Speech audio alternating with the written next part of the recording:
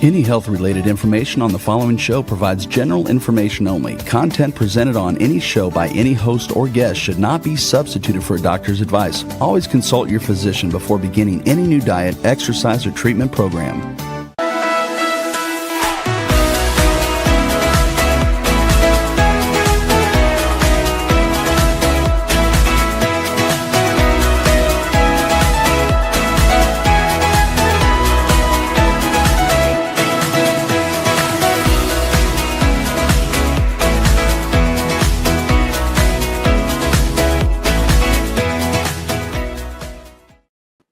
Hello, everyone, and welcome to 5 to Thrive Live. I'm Karolyn Gazella, and I co-host this show with my good friend, Dr. Lise Alschuler.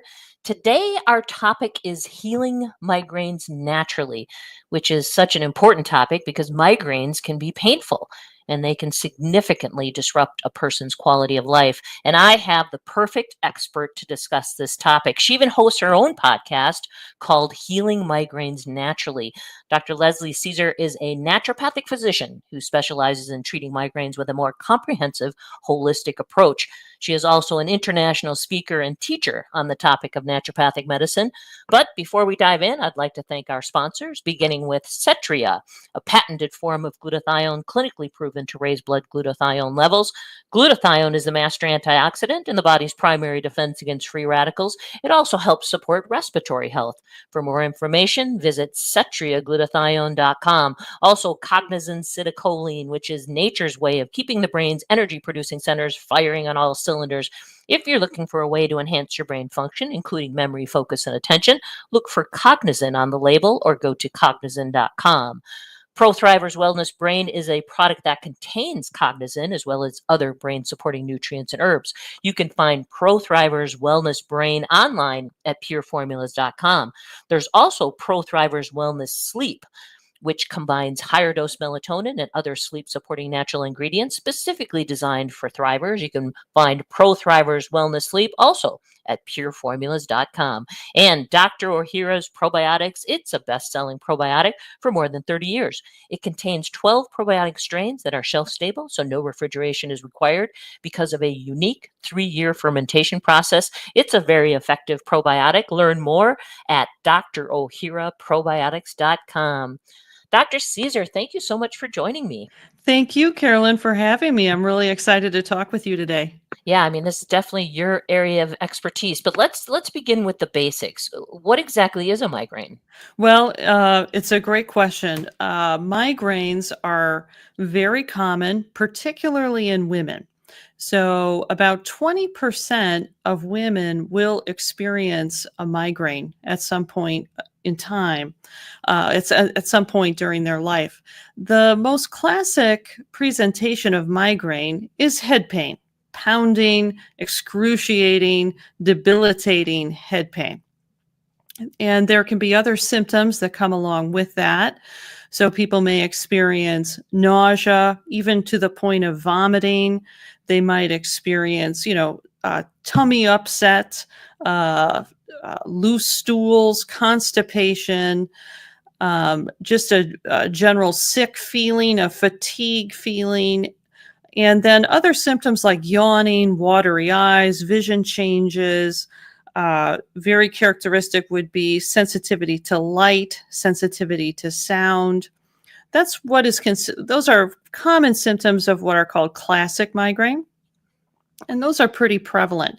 Migraines used to be called sick headaches. So if you're going through sort of the old medical literature, they're going to be called sick headaches. And a lot of people will say, oh yeah, my grandmother always used to say that she would get sick headaches.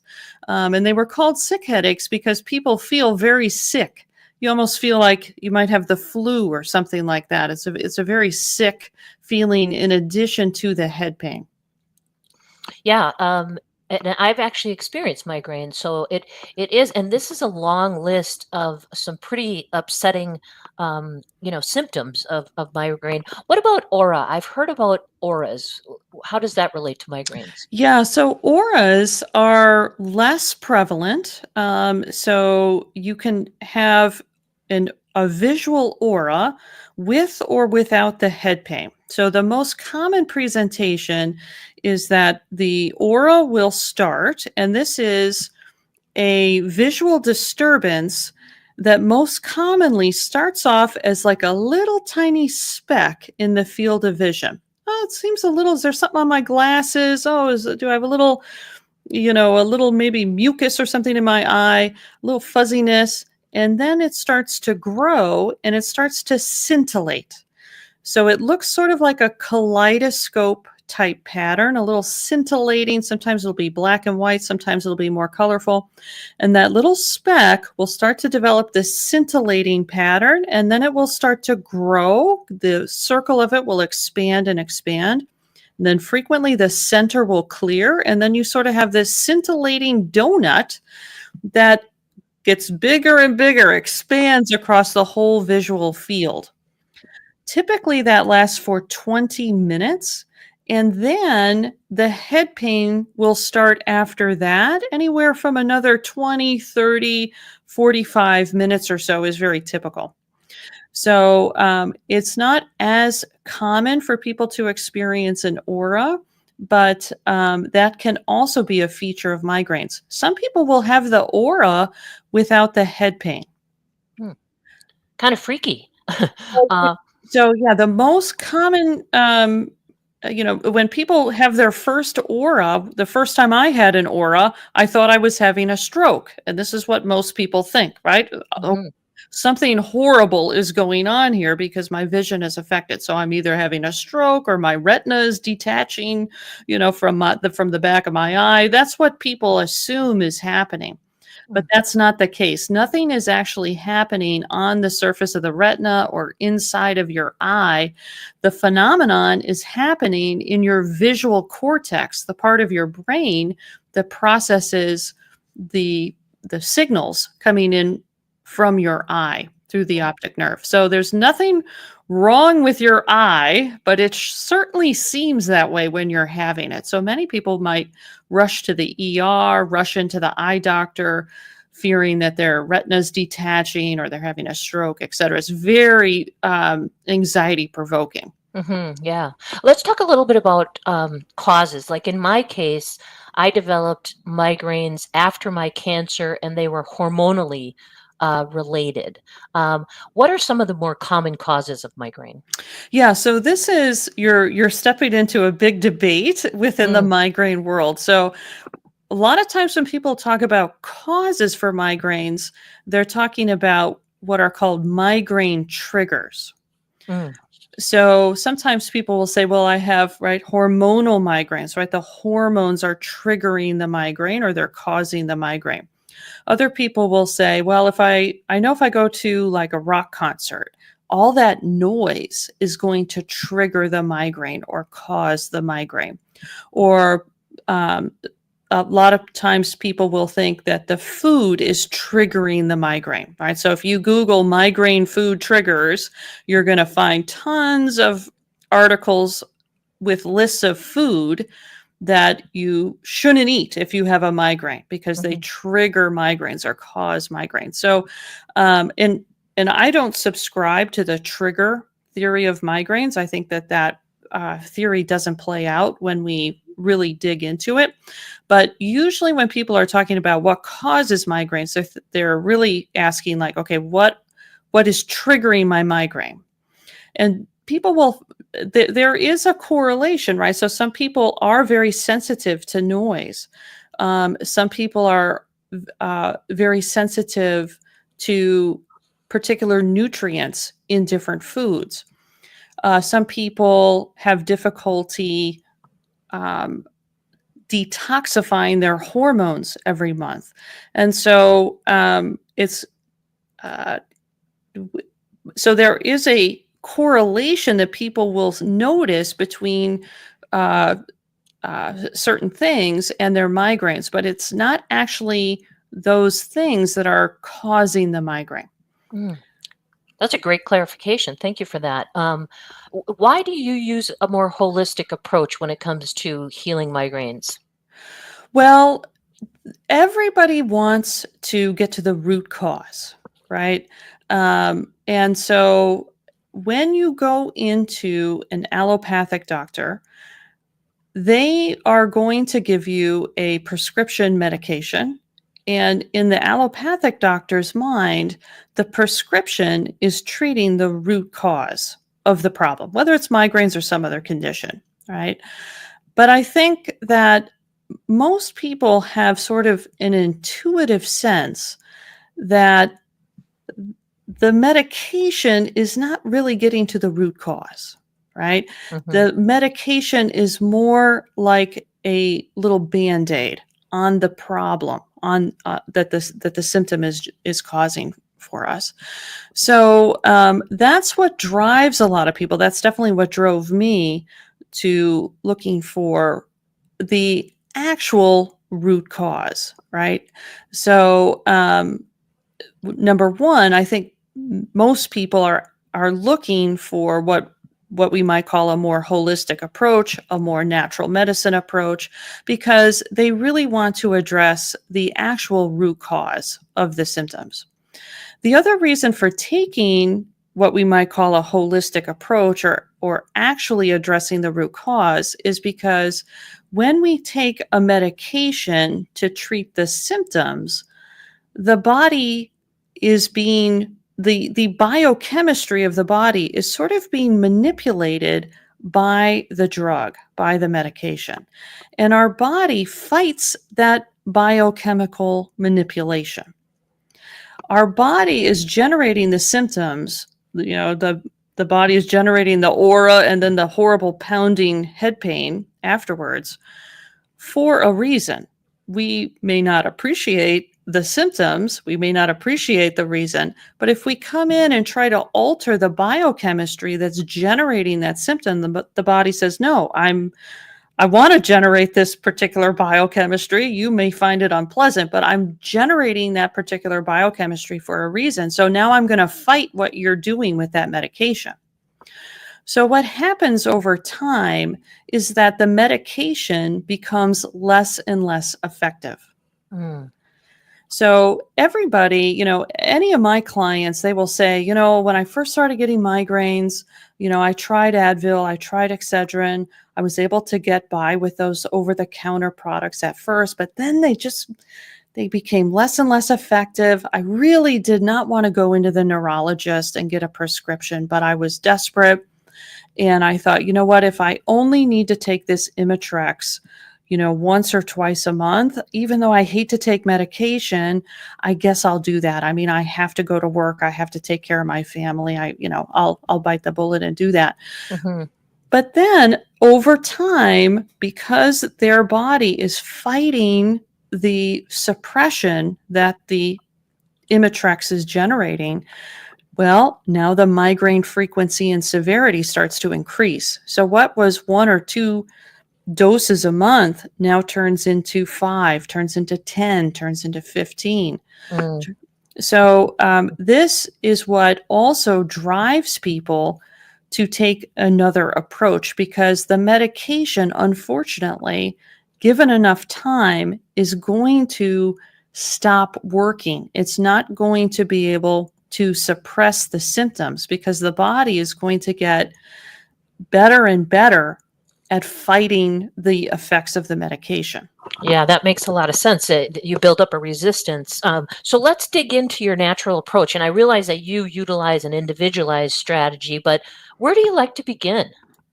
Well, so within naturopathic medicine, we have a particular theory around what causes disease and how do you restore people back to health. So I use our naturopathic principles. So in naturopathic medicine, when the body falls out of a state of health, right? So we, in our culture, unfortunately, we think that our body is broken and defective when we experience symptoms, right?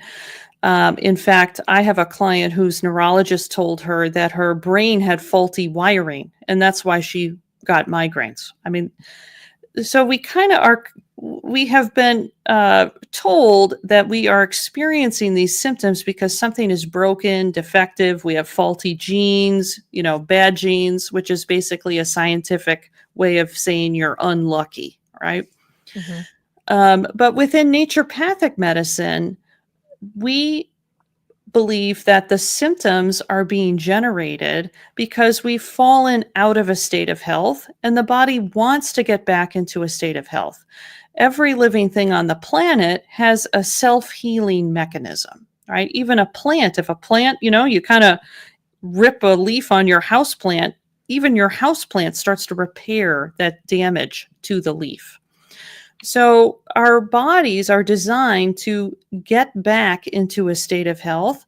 We get stuck out of health. When someone has chronic migraines, they're sort of stuck out of health. And there are 3 things that we have to do to restore ourselves back to health. And I call these things the 3 principles. So, number 1, if our body is generating symptoms and we're kind of stuck out of health, number 1, we're going to have what we call in naturopathic medicine, a blood deficiency. There's going to be some deficiencies in the blood. Could be nutrient deficiencies, could be hormone deficiencies or excesses. So, for example, with menstrual related migraines, it's usually being driven by an excessive amount of estrogen and estrogen metabolites in the body. So we can have deficiencies or excesses in the components that are supposed to be in the blood. So we need to look at, okay, what indicators are we getting that there are these deficiencies or excesses within the blood? That's step number 1. Number 2, in naturopathic theory, we have to clear metabolic waste material and other toxins from the body. So every cell in our body is continuously generating metabolic waste material. We're exposed to toxins in the environment. The medications that we take have to be cleared from the body. Our body is designed to clear these substances, but if there's a backlog, if there's an overload, we're not going to feel well. Okay. If those waste materials are kind of stuck in the cell, stuck in the body, we're not going to feel very good. Okay. So in naturopathic theory, we're looking at, okay, what are the indicators that we have an overload of this metabolic waste material and toxins in the body? And then what is going to be the best way to support the body to do what it is designed to do, to get these materials out of the body without harming the body, okay? Without putting the body through too much stress while we're doing that. And then the third piece is we have to restore our resiliency and vitality. So there's an organizing energy to the body, to the system, that keeps the system in homeostasis, keeps it in balance. I like to think of this as we sort of have this compass needle that's pointing north. When we are in a state of health, our needle is pointing north. We're in the green zone. Our body is not generating symptoms. But in naturopathic theory, we can see that this needle is continuously getting knocked down towards west by stressors, physical stressors, and mental and emotional stressors. That's sort of knocking that needle, pushing that needle down on that compass dial towards west. It's our own resiliency and vitality that pushes that needle back up to north. So when people have a chronic health condition, when they're chronically experiencing symptoms, it's like that needle is stuck on the northwest side of that dial. We have to increase our resiliency and vitality so that we can push that needle back up to north and get back into balance, into a state of health, into homeostasis. So we have to look at, okay, what is draining the resiliency and vitality in this particular person? And there can be some habits. People can have vitality draining or vitality enhancing habits. For example, if I stay up until 2 a.m. every night playing video games, that's not going to be a vitality enhancing lifestyle habit, right? And then we can have things on the mental and emotional side of us that are also draining our vitality. So we have to look at these factors as well. And if we need to do any sort of tidying up or cleanup, we need to do that as well. Yeah. And it sounds like a very comprehensive approach, but sometimes with an acute migraine, the person just wants some relief. Are there natural or more holistic things that can be done when a person is in the throes of a migraine? Yeah, great question. And this is something that people are looking for. They're desperate for something that they can take that's quote unquote natural, that's going to make them feel better, that's going to work sort of like an Imitrex or, um, an Excedrin.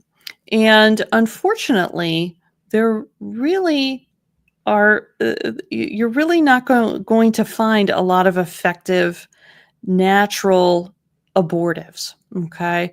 Um, there are really, you're looking at more little natural band aids. And with my clients, I actually don't promote the use of some of these little natural band aid options. Something like taking some high dose magnesium, taking some ginger if you're nauseous. I have found that things like butterbur or feverfew herbs that are touted rarely give people relief. These are all little natural band-aids. When a migraine kicks off, it's a very complex neurological storm that is kicked off. They really don't understand the physiology of what generates the migraine. It's a very, very mysterious neurological condition. So when that storm gets set off, a little bit of ginger, a little bit of magnesium, a little bit of turmeric, these types of things that you'll find online, it's really going to be a real drop in the bucket. People can take opiate pain medication and still have the pain of the migraine headache. So some of these natural, like I say, I call them natural band-aids. They don't consistently work from person to person, from migraine flare to migraine flare. And what I think is very important when people are recovering from chronic migraines is to not be demoralized as they're suffering from the migraine. So they've already been told by their doctor that they're defective, they've got bad genes, they've just pulled a bad hand.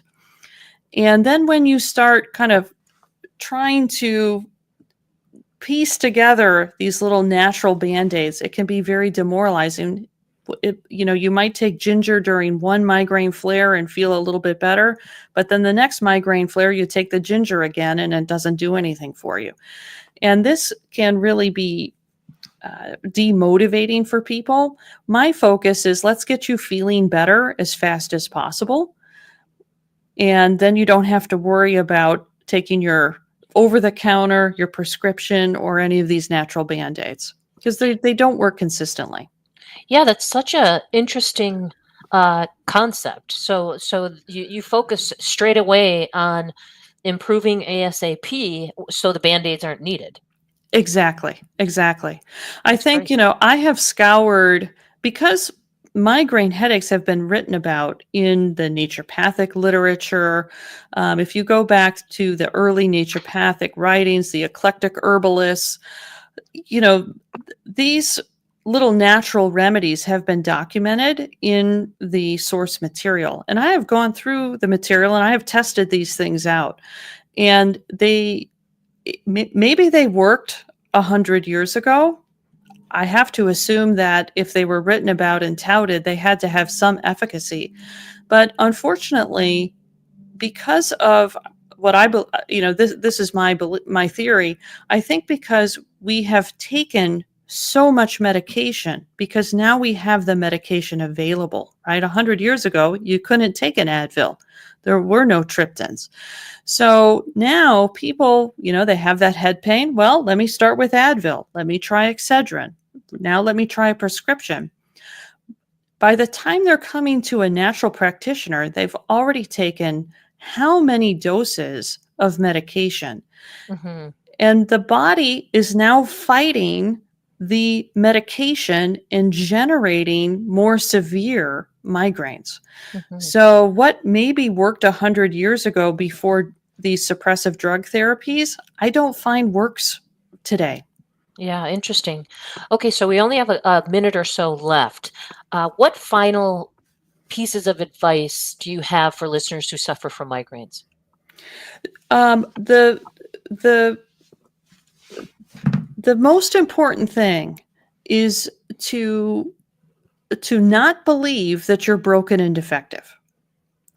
If your neurologist has told you the equivalent that you have faulty wiring in your brain, then you are defeated before you even start. Mm-hmm. Migraines are excruciating. They are very common. They're one of the most common reasons why people go on disability. But you can recover. You can restore your health, and your body will stop generating the migraines when you restore your health. But if you believe that you're defective, that you're broken, that you have bad genes, you won't even consider that to be a possibility. Mm-hmm. And this is the biggest barrier for people to get out of, to step off of the migraine roller coaster. That's the biggest barrier, is thinking that, well, what can I do? I have bad genes. Or, well, maybe when I go through menopause, it'll get better because that's what my doctor told me. Mm-hmm. I've got a problem with my hormones, so I guess I'll just wait it out. Yeah, it's such good advice because the mind is so powerful and what we believe is so powerful. So if we can change that philosophy, we have a leg up. I want to remind our listeners that if they want to find out more information about you and your work, they can visit your website, drlesliecisar.com, and that's DrLeslie drlesliecisar.com. Well, you're doing great work, Dr. Cisar. Thank you so much for joining me. Thank you for having me. Well, this has been a great.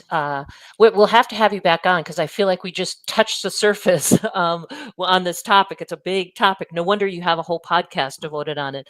And your podcast again is called "Healing Migraines Naturally" with Dr. Leslie Cisar.